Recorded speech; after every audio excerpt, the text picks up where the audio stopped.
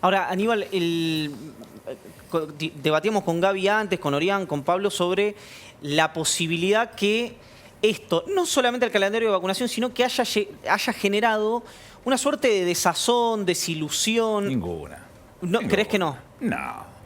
Nada. Los votantes del Frente de Todos, agarraron, te digo yo, nadie, pero tienen que saber lo que está sucediendo. Es un país gobernado por hombres y por mujeres con ganas de hacerlo, no 4 años de lo que nos mostraron, donde dejaron vencer millones de vacunas. Dejaron vencer millones de vacunas. Estos tipos que te quieren mostrar a este impresentable que fue presidente, perverso, te quiera dar lecciones de moral con la bragueta abierta. Es un despropósito lo que nos está pasando, que este mamarracho quiera decirte lo que tiene que hacer a un señor como Ginés. Por Dios, no opine, señor, cállese la boca. Quien fue muy dura también con esto fue Ocaña. Bueno, menos mal, ahora me preocupa, porque viene Ocaña, viene Madame Curie, tómatela, ahí va, Ocaña, un mamarracho que fue ministra de Salud y que cuando estábamos con el H1N1 había en Crónica un reloj que mostraba los muertos segundo a segundo. Eso es Ocaña. ¿Sabes cuando me di cuenta que un chiste es bueno, que un comentario es que eso, pues se ríen afuera? No, pero digo, de verdad, la vi a Fernández Mejide. Señora, usted ejecutó el 37% del presupuesto y tenía a la gente prendida a fuego con el hambre que tenía. Y vienen a opinar, no opine nadie, señores, dejen de bromar, respeten al país que está tratando de levantarse de la mejor manera. Hablando del tema Ocaña, que es un tema bastante sensible para el peronismo kirchnerista, que fue... se vincula mucho con la creación de lo que había sido el Plan Cunita por Santiago Ares. Sí, pero ahí tenés la mugre que ella hizo, cómo se destapa a través de una pericia. La pericia muestra que todo lo que dijo mintió y que lo que ofreció como prueba eran mentiras porque no tenían nada que ver con lo que estaba dentro de ese tema.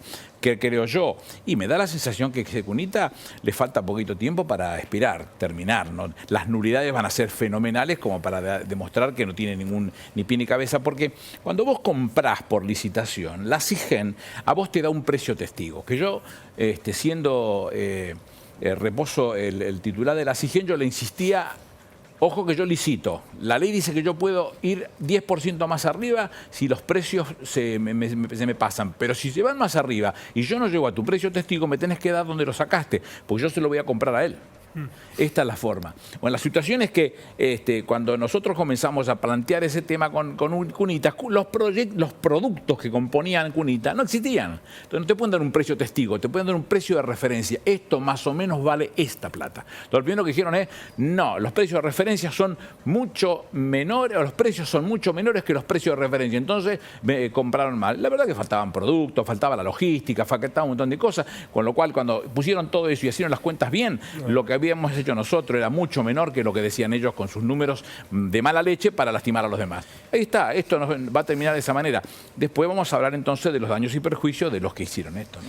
Que eso nunca, mientras que te quiero mostrar algo, porque yo sé que no te cae bien, pero te lo tengo que mostrar. Fue antes de entrar acá.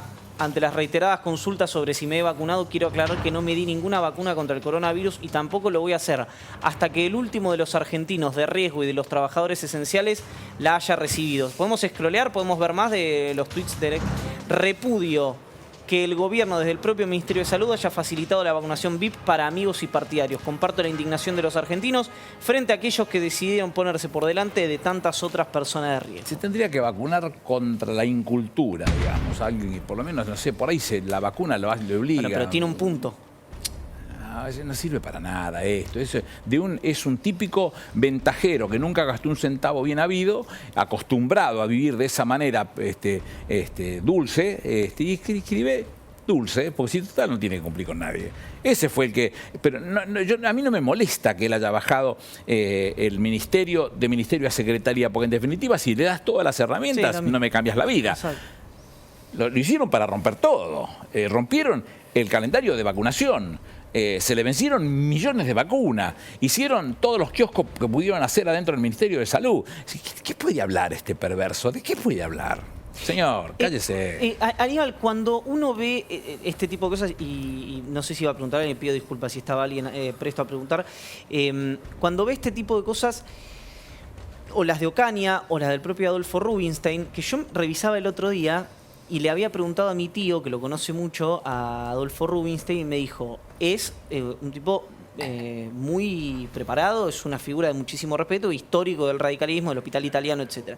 Bueno, fue una celebración en aquel momento y terminó, bueno, muy desdibujado, ¿no? Y con una causa abierta en términos penales. Varias causas abiertas. ¿Rubinstein varias tiene? Sí, varios kioscos que él dejó, que vos tenés obligación de denunciarlos y que en algún momento lo va a tener que explicar en la justicia.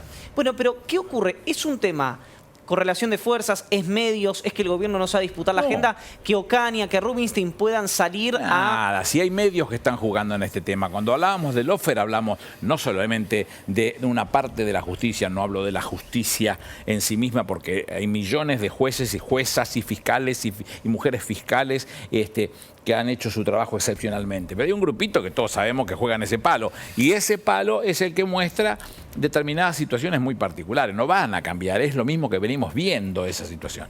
Bueno, en ese palo nosotros estamos viendo, en ese Lofer, que no solamente están una parte de la justicia, también hay medios, y los medios son los que lo multiplican. ¿A quién le puede importar lo que dice este señor si no sabe cuándo es nunca? No sabe. Me quedé pensando. Decías antes que respecto, por ejemplo, a las denuncias de Ocaña, ¿no? Que decías los daños y perjuicios. ¿Eso en algún momento, es una pregunta también que se la podría haber hecho a Gaby, pero eso nunca tiene un costo? No, sí, tiene un costo físico, tiene un costo dinerario, porque no, pero digo, el delito de la calumnia o la injuria lo derogamos, siendo yo ministro de Justicia, a raíz de la causa Kimmel. No existe más ese delito. Como delito penal. El único lugar por donde yo puedo ir es por el civil. Y por el civil es pegarte en el bolsillo. Sí, que fue la denuncia que le hizo Cristina Stolbizer en su momento, si mal no recuerdo, también. Sí, claro, y yo también hice 4 o 5, pero que después la fuimos ordenando y esperando que respondan las situaciones, porque el doctor Ameal en la Cámara dice que yo no puedo ir pedirle a Carrillo que dé explicaciones por los daños y perjuicios producidos porque ella tenía fueros y los fueros la amparaban. Una burrada sin sentido. Fíjate que hay un caso a la inversa, que es la demanda que entabla el administrador general de la Corte. Mayer se llama. No, Marchi. Contra Carrió también. A Marchi le reconocen lo que no me reconocieron a mí. Y anda a trabajar con Lorenzetti. ¿Por qué no? ¿Trabajarías? Yo he trabajado con todo el mundo que me ha ofrecido trabajo. Hoy tengo trabajo y trabajo para mi gobierno y soy un tipo muy feliz. ¿Se vacunaron los jueces de la Corte? Tengo entendido que no. Eso es otra cosa extraña. Yo creo que lo primero que hubiera hecho... Para mí debieran estar vacunados. Exacto.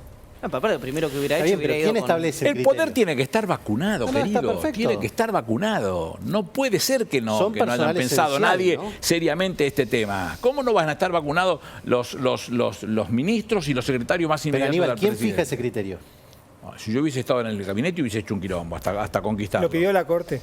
Porque, por ejemplo, Servini de Cubría pidió que se incluya al personal del operativo electoral. Sí, claro. En la Cámara Electoral pidió que vacunen la Cámara. Y seguramente ella misma también tiene 80 y pico de años. Voy al origen. Para mí, cuando solo estaba el Sputnik y estaba mal vista o había una mala política con el Sputnik, nadie quería salir a decir pido el Sputnik porque de alguna manera... hablo de la Corte, hablo de esta explicación general. Jugar políticamente, decís. Exactamente, se podía ver de esa manera. Porque las mismas valoraciones, de ahora la misma indignación, posiblemente en algunos casos justa, de algunos dirigentes de la política, eran los mismos que, como vos decías, planteaban que era envenenar a la gente. Pero vamos de nuevo, lo que yo voy, es el gobierno el que define. Se vacunan todo lo que empiezan con B corta. No, define per se. No le quiere decir al Congreso que se tiene que vacunar, no, deciden per se también. Y la Corte decide per se también. Cada poder decide per se. Yo creo que la Corte tendría que haberse comunicado con el Poder Ejecutivo y pedirle, mire, por favor, hágame llegar X cantidad de vacunas para vacunar a los 5 miembros de la Corte y a determinados niveles de secretarios. Pero como se vacunan, esto pasa en todas partes del mundo y con el argumento que vacunaron, por ejemplo, creo que al canciller, el ministro de Economía, es personal estratégico en la toma de decisiones.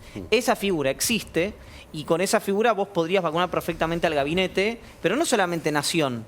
Puede ser perfectamente... A ver, Gali, ¿qué edad tiene Gali? 32 pero años. Te faltan vacunas para los geriátricos. Pero estás hablando de 200 casos. Sí, está bien. Pero ya, no ya hay vacunados 750.000, 200 casos nada más. No es un número. Y hay que defenderlo de cara al sol, viejo. Hay que hablar con claridad ante la sociedad. Son los que toman decisiones. Ah, no, pero la Corte puede funcionar virtualmente. Sí puede funcionar virtualmente. Si un día se tienen que juntar por una determinada razón, ponerse en riesgo. ¿Por qué lo pones en riesgo? ¿Que se tienen que vacunar? Quizá ahí hubo cierto pudor un poco infantil, el tema de no blanquearlo, no presentarlo, no lo sé, no decir. Pero yo esas cosas las leo con mucha claridad mucho tiempo antes. Para mí tendrían que estar todos vacunados en el gabinete del Poder Ejecutivo. Y los legisladores que resuelvan con las cámaras como lo pueden hacer. Pero hay determinados legisladores, caso de Jorge Tayana y el caso de Eduardo Valdés, tienen que estar vacunados. ¿No? Negri tiene que estar vacunado. Aníbal, el comportamiento, y ya te vamos liberando, el comportamiento ya estamos cerca a un mes más o menos, un poquito menos de un mes en realidad, de que se cumple un año del inicio de la cuarentena, ¿no? De la pandemia, digamos, como para poner un corte arbitrario. Sí. ¿Cómo fue migrando, o por qué fue migrando? Me acordé cuando te dije, Negri, que en tan poco tiempo... La oposición pasó a decirle a Alberto Fernández, usted es el comandante en jefe de esta batalla, a denunciarlo por envenenamiento.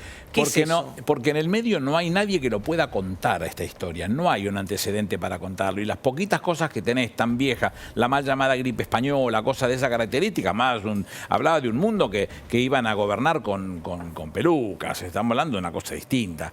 ¿Cómo se resolvía ese tema? Bueno, al principio todo el mundo le temió y creyó que había que juntarse rápidamente, pero después un montón de ellos, que les importa un carajo la vida, dijeron, che, ¿para qué le hacemos esta? Vamos a ponerlo enfrente y tiremos piedra, que a lo mejor todavía le sacamos alguna ventaja. Y comenzó este proceso que después se lo dieron en la trompa, porque empezaron denostando fuertemente a esta vacuna que no venía de cualquier lugar, venía de Rusia, venía del Instituto Gamaleya. El Instituto Gamaleya fue imaginado por Nicolai Gamaleya, un especialista en microbiología, especialista en vacuna. Hicieron la vacuna del ébola, tienen premios Nobel, un instituto de carajo, inmenso en términos de condición científica, pero ellos lo denostaron porque les convenía políticamente. Pero en algún momento te la ponen. Cuando la revista lo mostró, ya no les quedaba mal. Entonces hay que dar vueltas en el tema y ver cómo hacen para que todo el mundo le llegue la vacuna. No saben ni qué inventar. ¿Y crees que hay costo de eso? ¿O que la debiera velocidad... debiera haberlo. Los ejemplos en la Argentina